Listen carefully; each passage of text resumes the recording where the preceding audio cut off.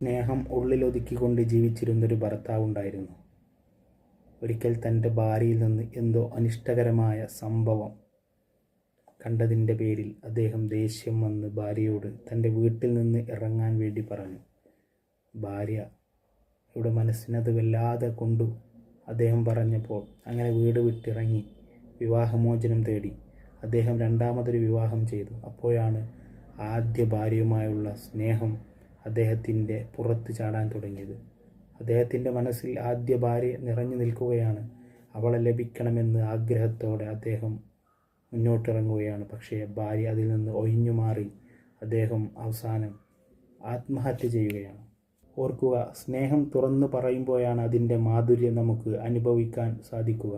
അടക്കിപ്പിടിച്ച സ്നേഹം ഒരിക്കലും എല്ലാവർക്കും മനസ്സിലാക്കാൻ സാധിക്കുകയില്ല. ഇണയോടുള്ള സ്നേഹം അള്ളാഹുവിൻ്റെ മാർഗത്തിലുള്ള സ്നേഹമാണ്. അതിന് പ്രതിഫലമുണ്ട്.